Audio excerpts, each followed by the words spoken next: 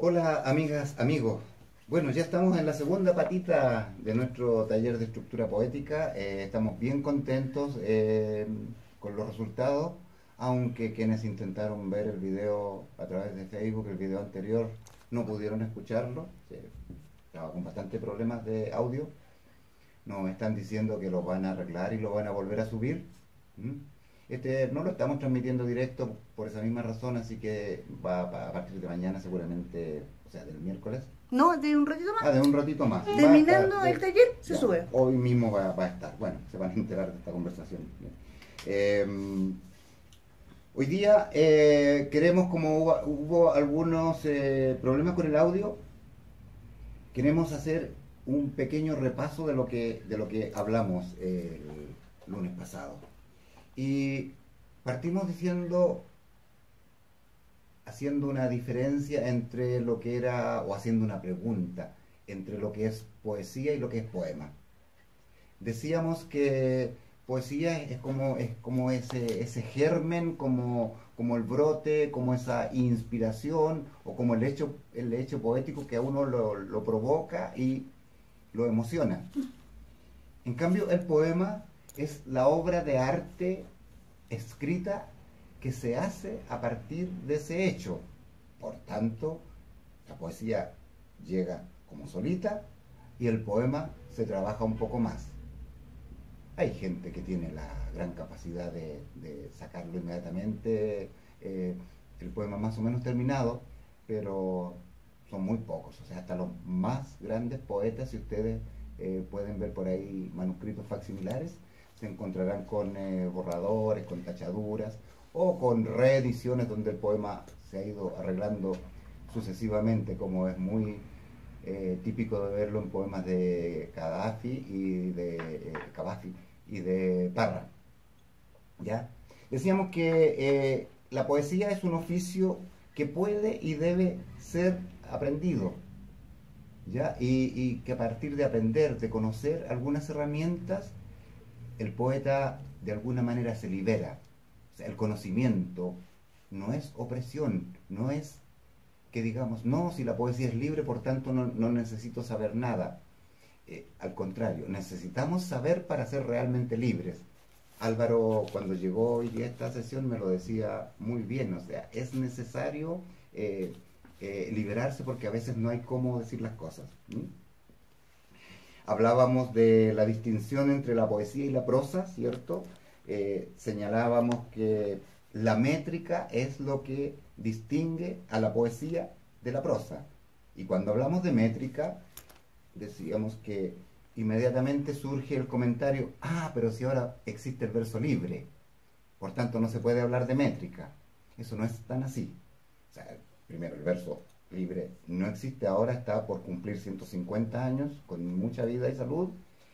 Y segundo, que sí hay métrica, solo que no es una métrica fija dada por un patrón como podría ser un soneto, como podría ser un romance, como podría ser una décima, una IQ y cualquier forma preestablecida que ustedes quieran decir. La métrica la da el autor cuando decide cortar y bajar de renglón. Eso constituye verso. Si no, no hay verso. ¿Ya? El, lo otro importante en la poesía es que la función básica de la poesía es emocionar. Y para emocionar, lo básico es no contar, no narrar el hecho poético, sino que de alguna manera transmitir, pasar un poco, aunque suene un poco cursi, del corazón del poeta al corazón del lector, más allá del lenguaje convencional. O sea, sacar a las palabras de su calidad de inventario y hacer que esa obra de arte, que es el poema, logre de alguna manera y en alguna medida revivir la emoción que sintió el poeta cuando decidió escribir ese poema. Hablamos, y eso quizás lo volvamos a ver más adelante, hablamos de las diferencias en esto que todos les llamamos metáfora a tres formas básicas, que son la comparación, la imagen y la metáfora. Sí. dijimos que en el lenguaje cotidiano podemos usarlas las tres como sinónimos, no hay mayor problema, pero hay que distinguirlas.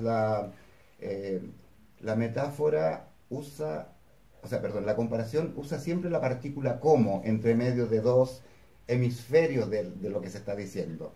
Y poníamos el ejemplo, les decía, esa madre defiende a sus hijos como una leona. Entonces, el como es una comparación. ¿Mm? Cuando le sacamos el como y dejamos los dos hemisferios, se nos transforma en una imagen y diríamos, esa madre es una leona defendiendo a sus hijos. O sea, estamos hablando de leona y de madre, pero ya no está la partícula como. ¿Ya? Esa es una imagen. Y luego la metáfora omite el término directo completamente. Vale decir, ya no hablamos de madre, sino que decimos una leona defendiendo a sus hijos. ¿Ya?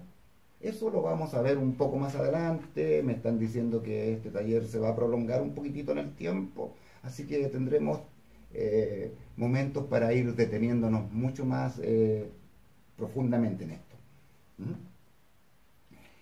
Bueno, hablamos también de la multivalencia de las palabras, de que una palabra tiene muchas, evoca muchas cosas. O sea, hay palabras que prácticamente no evocan nada porque son muy técnicas. Digamos que si uno dice la palabra rectángulo, todos entendemos que se trata de un rectángulo y no nos evoca prácticamente nada, ¿cierto?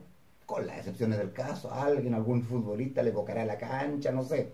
Pero en general no evoca nada. O sea, un rectángulo es la definición matemática del rectángulo. Sin embargo, la palabra pan, que tiene una definición también de diccionario que dice tal cosa, un alimento hecho básicamente de harina y agua, no sé cómo lo dirá el diccionario, pero también nos evoca hogar, nos evoca calidez, nos puede evocar infancia, nos puede evocar muchas cosas. Entonces, eso es lo que hay que tener ojo en cuanto a cómo uno use una palabra y qué palabra elige.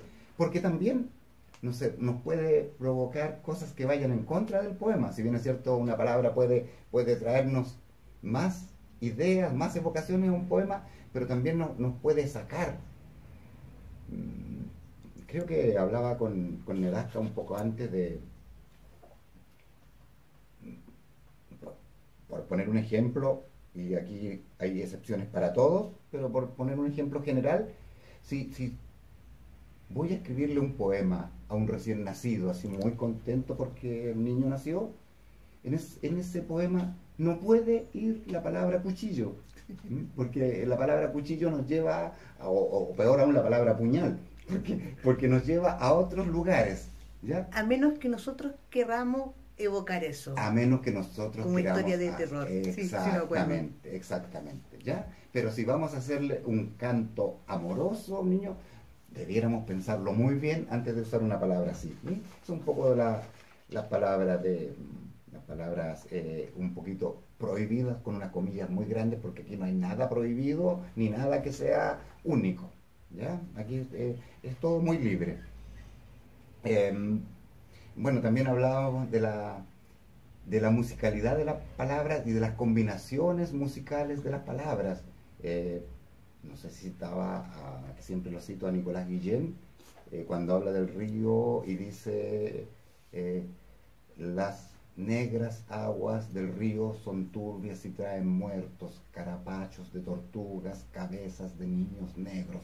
Es un verso muy largo, muy cadente, que nos hace ver un río profundo y lento, que sería diferente a un río chileno donde son muy rápido, que tendríamos que ir porque por el hecho de estar tan cerca del mar y la cordillera, los ríos corren más rápido. Entonces, evocar a un río chileno, salvo el Biobío tal vez, y tal vez el Calle, no sé, unos pocos más al sur, pero en general los ríos nuestros son más, no son tan calmados, entonces hay que usar un lenguaje más dinámico, un ritmo más dinámico. Eso es del ritmo súper importante. Básicamente fue eso, hablamos del soneto y hablamos leímos un soneto de Borges, donde hablaba del poeta que creó el primer soneto y cómo esa forma se estableció como soneto, ¿no? Y eso fue lo que vimos. Hoy día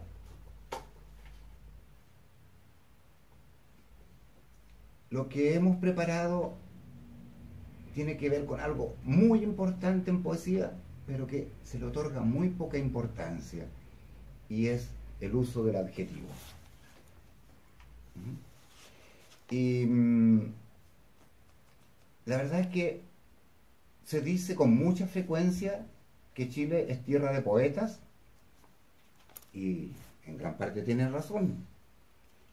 Pero lo que no se dice es que también Chile es tierra de poetas en algunos casos bastante mediocres, tal vez en muchos casos. Entonces, para eso, para salir de nuestra mediocridad, debemos ir entendiendo algunas cositas. Debemos dejar de lado eso de que ese ergotismo, ese silogismo tan gratuito que dice, si soy chileno soy poeta. No, el ser chileno no nos da categoría de poeta. Chile es tierra de poeta, pero también, y lo he comprobado, Argentina es tierra de poeta, Nicaragua es tierra de poeta, Holanda es tierra de poeta, todos los lugares son tierra de poeta, de diferentes poesías.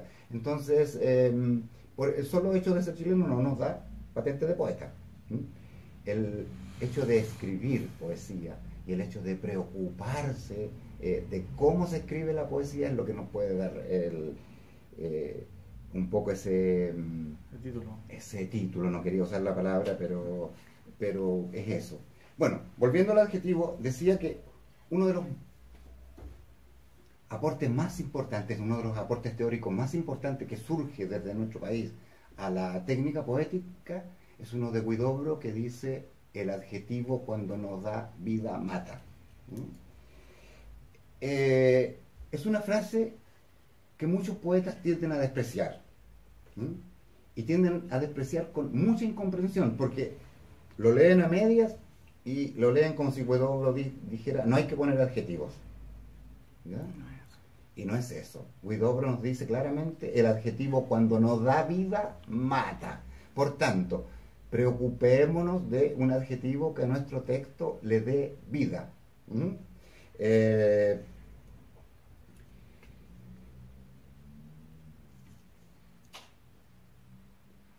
El adjetivo suele ser la pieza más crítica de todas las piezas que maneja el poeta.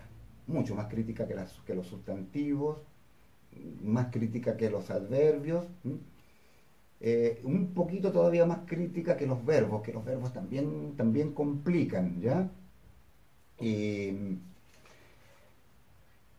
Entonces, ¿por qué?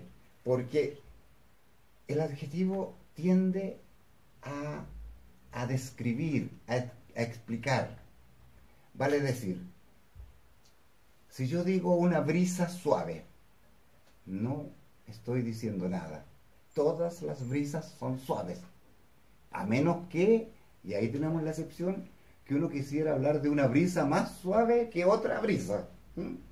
Por tanto, si nosotros vamos a adjetivar en un poema la palabra brisa, busquemos un adjetivo un poco rupturista. Y pensemos que estamos en el banco de una plaza, en un jardín, en donde sea, con la pareja o con la que queremos que sea la pareja, y corre esa brisa, y de pronto esa brisa se levanta y vuela algo y hay que agacharse a recogerlo. Entonces hablemos de una brisa cómplice, que es un adjetivo que no le podríamos haber puesto en circunstancias normales a una brisa, pero es un poco eso. Yo, por ejemplo, inventaba algo acá que decía: caminaba en la noche oscura y fría, ¿ya?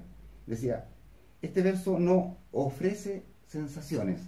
No saca a la palabra de su calidad de inventario y linda peligrosamente en la prosa terrestre e informativa. ¿Ya?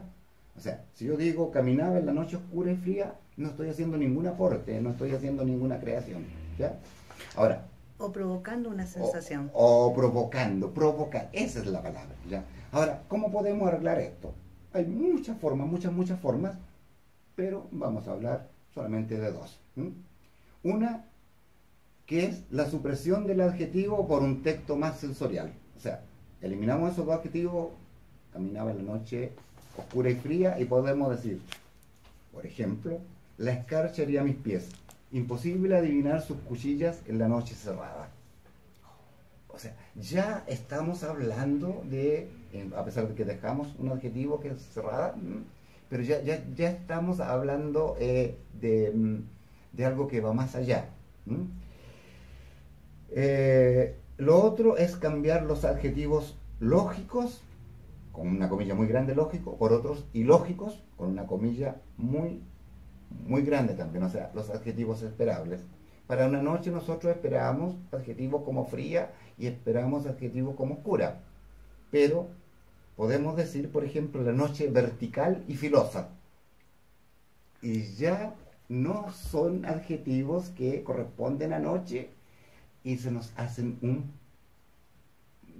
un poco mejor el poema. Ya ese verso, con eso ya está siendo casi una metáfora. Ya está siendo una figura literaria bastante bonita. Decía que cada cual, según su capacidad, puede y debe hacer este esfuerzo, que es súper importante, ¿ya? Y entender, como les decía, que no es posible seguir con las brisas suaves, las altas montañas, el dolor inmenso, y tantos adjetivos que contribuyen a matar. Porque informan, pero no, o sea, cuando me dicen una montaña alta, a mí no se me erizan los pelos. Cuando me dicen que no sé, que abajo quedaron los nidos de los cóndores, yo ya tengo otra sensación. Entonces me hago cómplice me transmite el autor su sensación, ¿ya?